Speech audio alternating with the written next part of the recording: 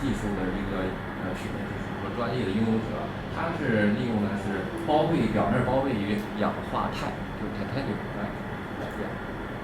这幅图片是显示咱们中国人，他据我所知，他打错了，应该叫杨培东。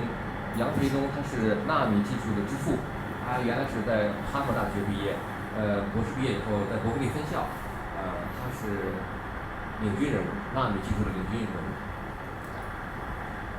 And this is the Prime Minister of Sweden, Göran Persson, and he's helping our research on nano wiring because this is very expensive. Several $1 million are needed, and it cannot be done without the support of the government. So we are very happy that Swedish government is behind us. And you can see that in China there are different groups. Dr. Wu'an in Beijing, he is working on stem cells, and a stem cell therapy to spinal cord injury or brain injury is done in clinics. But I can say that these stem cells can also be nanowired now, and this is an example that nanowired stem cells can survive much longer and can have much better effect than the stem cells alone.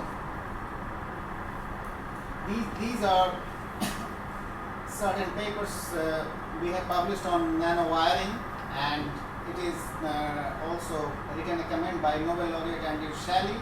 He says that this is the time when nanotechnology could be the field in neuroscience, and also another Nobel laureate, Arun Chikanover, his chemistry Nobel in 2004. He also thinks that nanomedicine research is the future for all clinical aspects.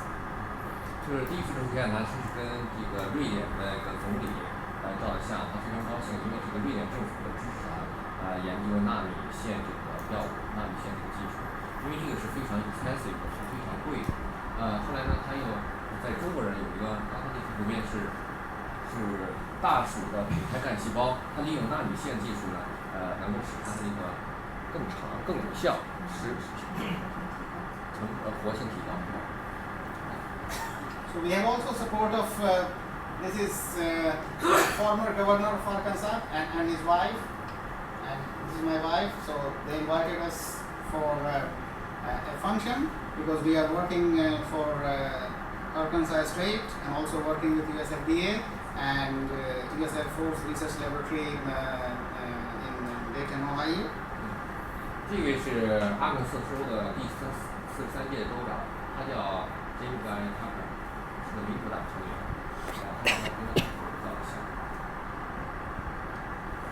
And so we have used this titanium nanowire from Dr. Wang. There could be different sizes, but we use 20 nanometer sizes. 这是不同类型的这个纳米线，它是用 titanium 就是氧化，表面包被的是氧化钛，不同型号，一个轴位，一个是纵型的。And this is the sitting governor of Arkansas, Mike Beebe, and they are the people who are supporting this huge financial work related to spinal cord injury. 这是阿肯色州的另一位州长叫麦克比利，他是 foundation 支持这个纳米线技术。So look here. Now I will show you some example. This is spinal cord injury 5-hour, and this is astrocytic protein expression (GFAP). Normal cases, when we have added silver, you can see there is much more expression. And then silver, spinal cord injury, and normal cerebrolysin. Of course, there is some neuroprotection, but that is not very much seen here. 上个图是脊髓损伤5小时，是在这个新生胶质细胞这个 GFAP 的表达，但是呢，预处理用银预处理的情况下呢，它的表达会更强烈。利用那个 CBL 也就是脑活素治疗以后呢，它是降低的。So, but when we have given this nanowire cerebrolysin and given this spinal cord injury, either with silver or copper, we can see that these results are much better than these two. 上幅图呢是应用的普通的脑活素，下一幅图它用 nanowire， 就是纳米线技术，利用纳米技术和这个脑红素结合起来以后呢，在也是同域处理情况下呢，它的治疗效果明显的好于上边的普通脑红素。And this is Dr. Aaron Shikanover, who is also believing that future is nanowire or nanomedicine for the treatment of neurological diseases. 这位是2004年诺贝尔获得者，他叫阿伦谢卡诺沃，他是他是因为发现了泛素调节蛋白的降解，他非常支持和看好这个纳米技术。Concerning this blood spinal cord barrier, as I told you, this is the normal spinal cord injury, and you can see that lanthanum is infiltrated in the endothelial cells, here and here also. You can see that tight junctions are still not widened. But after treatment with one drug, here is the case of indomethacin, you can see that the barrier permeability is really prevented. So it means that if the barrier permeability is prevented, you are going to have neuroprotection.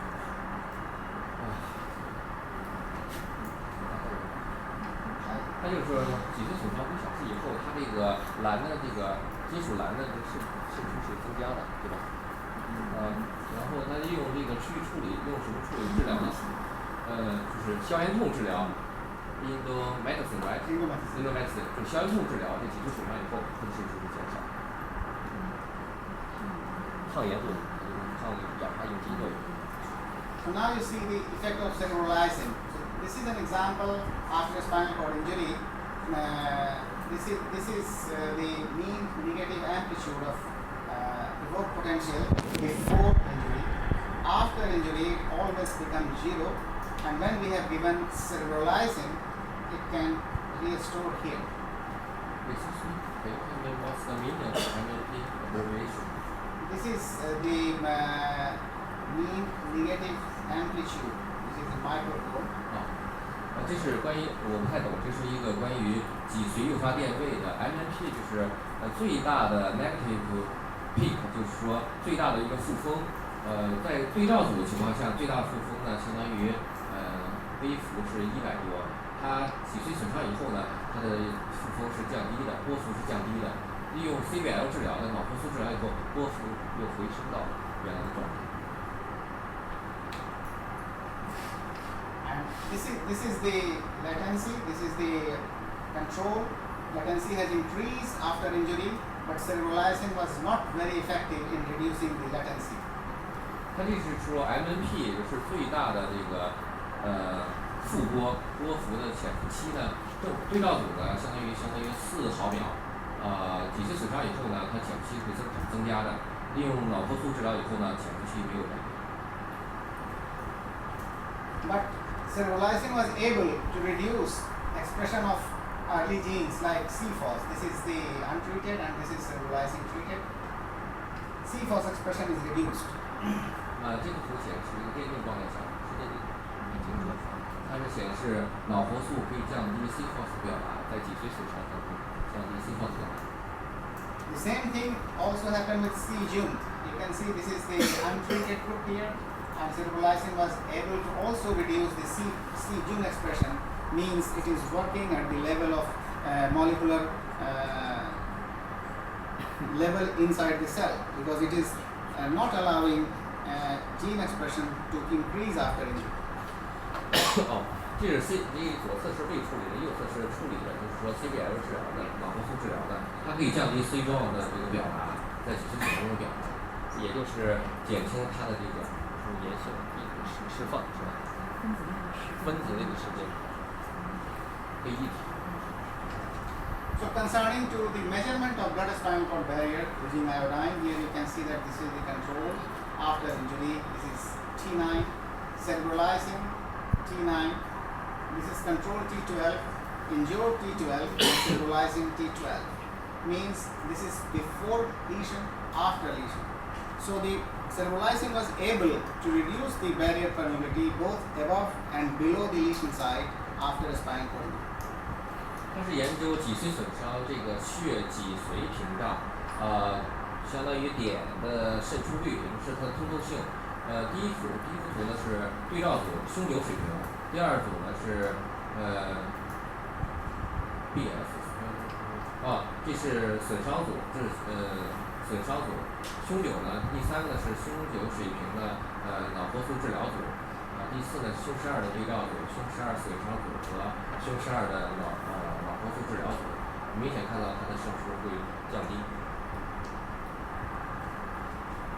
And you can see that what happens, that cerebrolysin also reduce lanthanum extravasation. This is the lanthanum in untreated group, and you can see that cerebrolysin treatment reduce the blood-brain barrier to lanthanum here. These are 2 cases, whereas lanthanum is here within the endothelial cells. 我们也看到呢，脊髓损伤呢，就脑活素可以减轻这个金属镧的这个释放，通过这个脊髓血脑脑脊髓屏障，底下最右下角呢，它是治疗以后的显示呢，相对于内皮的，相对于比以前要减少，是吧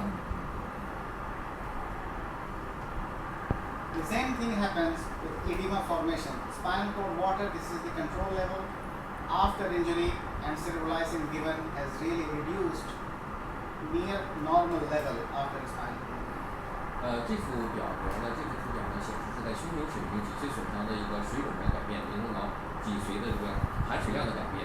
第一个呢是对照组含水量，第二呢是脊髓损伤组，第3个呢是脊髓损伤加上脑活素治疗组的一个含水量改变，能够减轻脑水肿。Another example you can see this electron microscopic picture of myelin, and in untreated group you see the myelin vesiculation, the damage is much more severe here.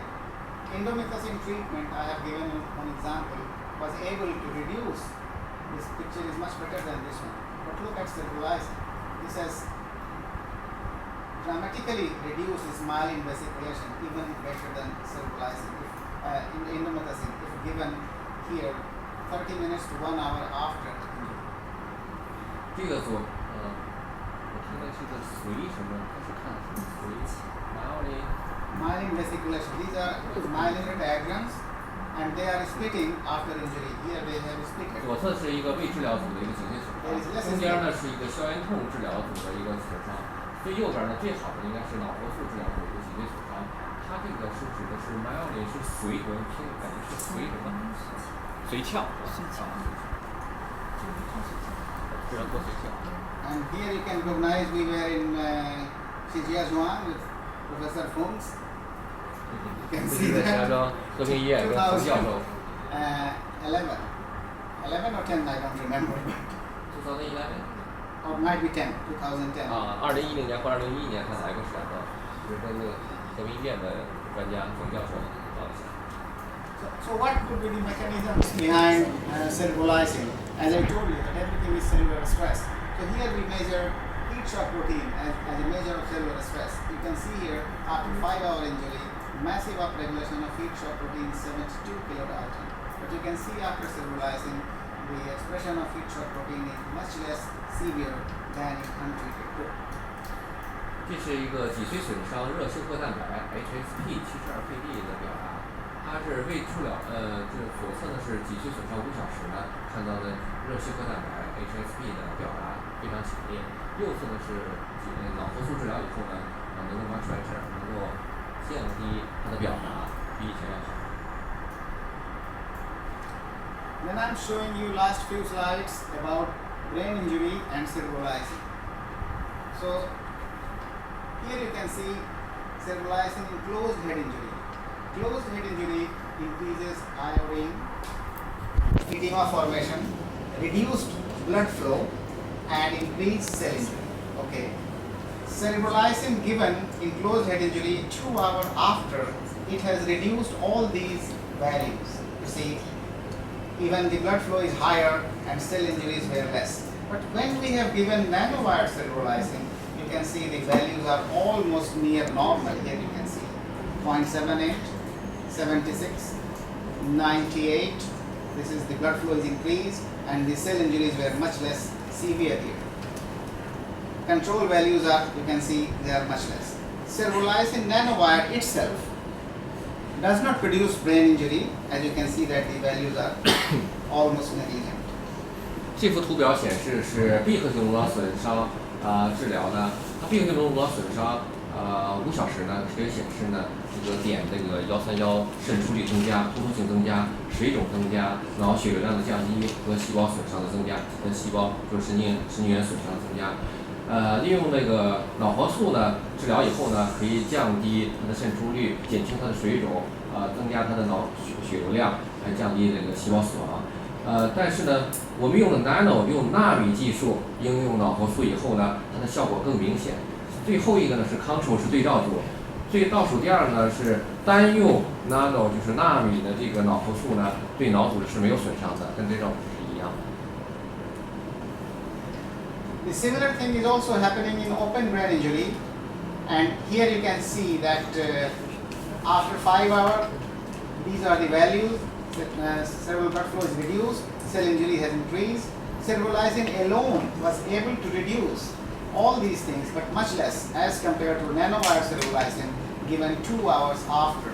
So the iodine permeability is decreased, edema formation is decreased, blood flow has increased, and the number of cell damage is less.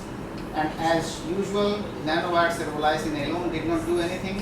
Control levels were very minimal. 同样的结果呢，就是在开放性颅脑损伤情况下呢，也是5小时。我们看它的通透率、碘131通透率、水肿的脑血流和细胞损伤，在2小时损伤2小时以后，2小时呢给予这个脑活素呢，可以降低这些降低这个通透率啊、水肿啊，提高脑血流量。应用纳米技术呢，可以明显降低。对照组和单用的话是没有对脑组是没有害的。But one thing you may have noticed that cerebrolysin is more effective in open brain injury as compared to the closed head injury. 脑活素对开放性脑损伤和这个闭合脑损伤相比的话，对开放性脑损伤是更有效的。So we can say that early use of cerebrolysin is quite effective because it protects the blood-brain barrier. Also in traumatic brain injuries and spinal cord injuries, cerebrolysin is also equally effective in enhancing spinal cord conduction and reducing pathological changes. But nano drug delivery of cerebrolysin is showing very promising results. 最后的结论呢，是我们早期应用的脑活素可以有效的保护血脑屏障。脑活素呢对场站性脑损伤呢是有效的。脑活素呢是对这个脊髓损伤呢有神经保护作用。脑活素可以抑制早期的就是脊髓诱发裂位，还有后期的这个脊髓的病理学改变。最后呢，我们认为呢，这个纳米药物呢，这个脑活素呢，对这个脊髓损伤有广泛的应用前景。And as you can see that this is a lot of collaboration, especially US FDA, EVA Neuropharma, Swedish Strategic Research, and also MIT University in India, National Center of Toxicological Research, Swedish government, this is University of Cluj-Napoca, and the parent Institute of Technology, Banaras Hindu University, and many other organizations are involved as a collaborative research in this big venture. 我们看到我们跟好多的医学院校呢来合作研究这个纳米技术，其中包括呢 Sweden 美国大学、瑞典，还有好多是印度大学。We have support from various organizations. This is European Office of Air Force Research and Development, London, UK, US Air Force Research Laboratory, Dayton, US, US FDA, NCTR, Jefferson, USA, and Ministry of Science and Technology, India, Stockholm, and Uppsala University. This is a lot of support, and also Pharma now in Austria. So this is a big research project, and I invite you because we have Swedish-Chinese medical research support, and I'm here, and the values are very good. It's about 2.5 to 5 million Swedish crown equivalent to R&D nowadays, every year for 5 years. So we have to find a common strategy, and we can apply together because this is only for Swedish and Chinese researchers. They should collaborate. So I can extend my laboratories, and if anybody is interested, we can have joint research project on this neuroscience. The date of application is the first week of May next year, but we can prepare by 2013 end of December, and maybe we can apply in Sweden. This is the government money that is aimed for increased collaboration between Sweden and China. 我能听懂，但是翻译出来太费劲。就是说，他得到这些包括美国的，还有一些奥地利的好多国家的一个资助，其中跟咱们中国有合作的，一些瑞士法郎有多少的基金，550。再一个和中国有合作以后呢，所以说，在明年就是我不太清楚。因为有些地方就是这样，就是因为那个就是沙马教授他这个研究，你可以看到可以。就世界各地的各院校都有合作，那它跟中国这一块也是政府间的有一个合作，那这个合作大概是550万的瑞士法郎的这个这么很大的资助，那就希望看看就是大家如果感兴趣的话，可以参与到他这个项目中，后期可以跟他做一些商讨，主要是那个纳米技术这一块。So I say thank you for your kind attention and look forward to your comment and questions. 谢谢大家，大家有什么问题可以提问。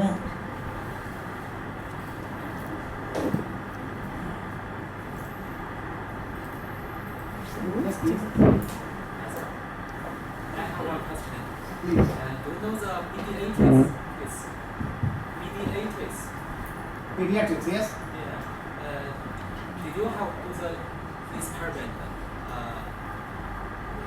Is the BDA does the BDA passing through the spinal cord the cut after spinal cord injury? PDA, Pediatrician. pediatrician. Yeah. You know? 什么追踪？ I have no idea about that. It is a drug or what is that? B 就是 BDA 是中剂，如果在脊髓损伤以后，很能够通过那个脊髓损伤的那个部位，因为他做那个纳米做的这套实验，然后通过这个损伤部位，他没做过。I can only tell that the proteins are passing after damaging of the barrier. So if and its molecular weight is could be 70,000. So if your molecule is smaller, definitely it will pass. I have another question. Yes. It is known to astrocyte plays an important role in generation and repair after closed head injury. Yeah. I want to know what's the difference in kinds of factors between normal astrocyte and the large reactive astrocyte after injury. Okay. The normal astrocytes will have very less star shape, one or two arms, you know. You can still find in complete normal animals, but their number is very less. In the whole brain, it could be, in rat brain, it could be 6 to 10. And also the arms are less longer, you know. And sometimes they can be found discretely between the neurons. But after the injury, not only those astrocytes who can show positivity in control cases were increased or proliferated, but also many that are not showing in normal cases are showing activation, proliferation. So they could have many long arms, and also around the blood vessels they are showing positivity. So this is overactivation of astrocytes, and they can be seen over time. If it is 6 hours or 12 hours, then the star shape immunoreactivity is increasing, and this is the sign of brain damage. I want to know, for example, the EGF. What is EGF? The NGF, nerve growth factor. NGF. Okay. Nerve growth factor given alone can have some effect up to certain time, but there are many other better molecules like glia-derived neurotrophic factor, that is GDNF. When combined with brain-derived neurotrophic factor, the combination is much more protective than the NGF or GDNF alone. Love.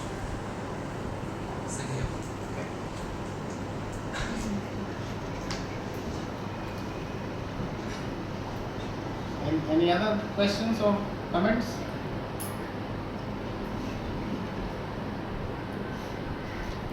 Okay, then I stop here. Thank you. Thank you.